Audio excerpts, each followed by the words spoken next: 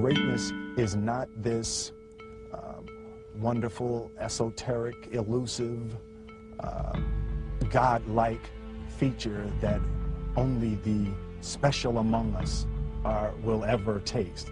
You know, it's something that truly exists in all of us. It's very simple. This is what I believe, and I'm willing to die for it. Period. It's that simple. I know who I am, and I know what I believe. I know who I am, I know what I believe. That's all I need to know. And that's all I need to know. So from there, you do what you need to do.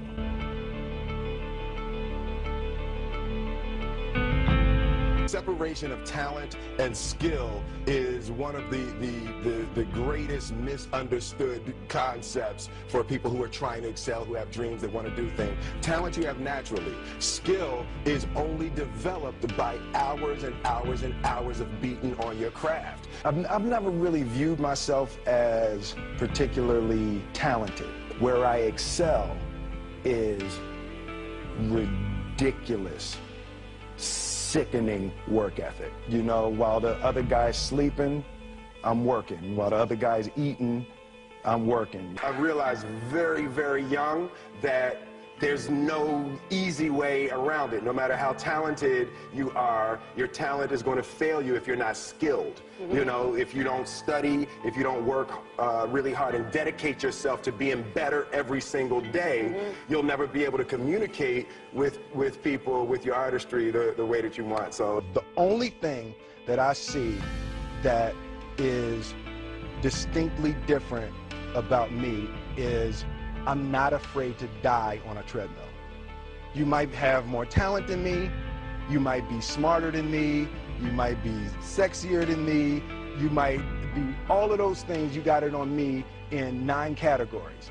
But if we get on the treadmill together, right, there's 2 things. You're getting off first, or I'm gonna die. It's really that simple. You're not going to outwork me. It's such a simple, basic concept.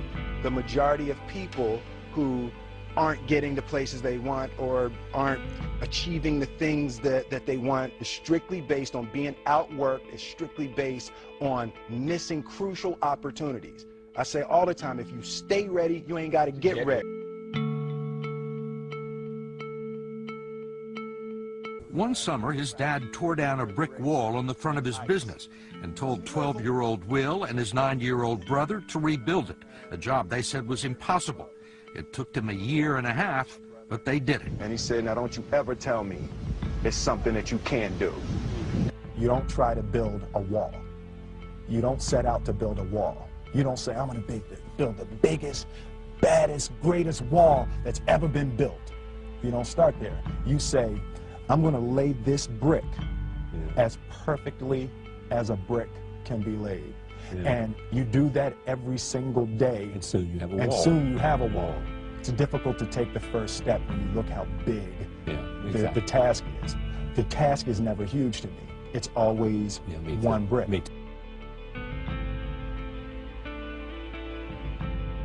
If you get your priorities straight, it's really simple. You don't have to make a decision of what you're going to do. You've already made the decision ahead of time, because passion and emotion in the moment is always going to give you the wrong answer.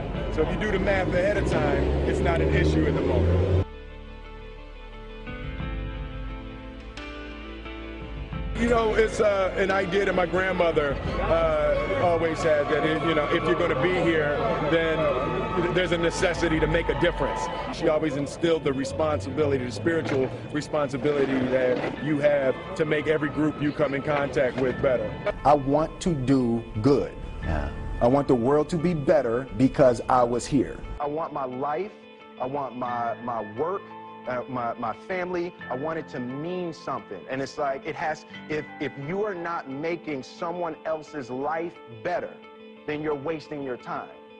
You know, like your life will become better by making other lives better. I want to represent an idea. I want to represent possibilities. I want to represent magic, right? That you're in a universe and 2 + 2 = 4. 2 plus 2 only equals 4 if you accept that 2 plus 2 equals 4. 2 plus 2 is going to be what I want it to be. I want to represent the idea that you really can make what you want. One of my favorite books is The Alchemist, Paulo Coelho, and I just believe that. I believe that I can create whatever I want to. The first step before anybody else in the world believes it is you have to believe it. There's no reason to have a plan B because it distracts from plan A. I think that there's a certain delusional quality that all successful people have to have.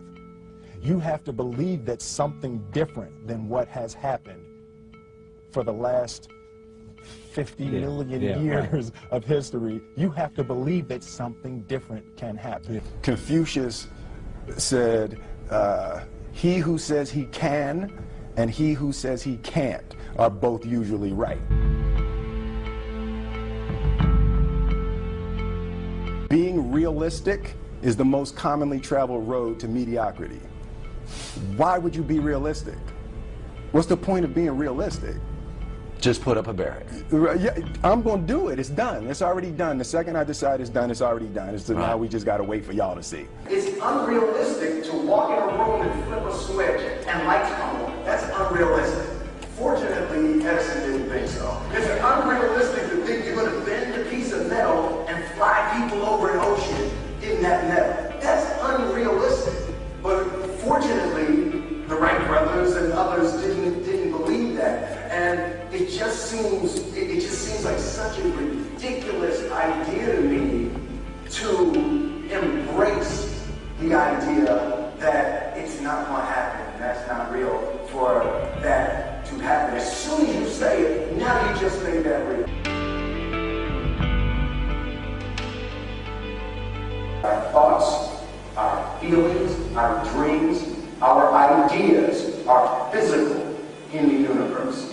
That if we dream something, if we picture something, if we commit ourselves to it, that is a physical thrust towards realization that we can put into the universe. That the universe is not a thing that's going to push us around. That the world and people and situations are not something that are going to push us around. That we are going to bend the universe and command and demand that the universe become what we want it to be. I study the patterns of the universe. There's a redemptive power that making a choice has, you know, rather than feeling like you're at effect to all the things that are happening. Make a choice. Like, you just decide what it's going to be, who you're going to be, how you're going to do it. Just decide. And then from that point, the universe is going to get out your way. It's like it's water. It wants to move and go around stuff. You know, there's a flow of the universe that I've grown to know just how to go with it.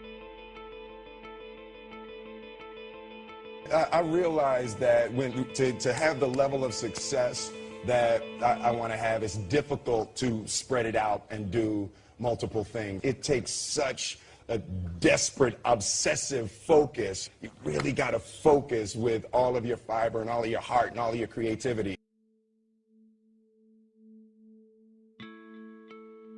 I'm motivated by fear. Fear. You know? Fear of what? Fear of fear. I hate being scared to do something. And I think what developed in my early days was the attitude that I started attacking things that I was scared of. It was Franklin Roosevelt said the only fear you have to fear is fear itself. Absolutely. Remember that? Absolutely. There are so many people who have lived and died before you. You will never have a new problem.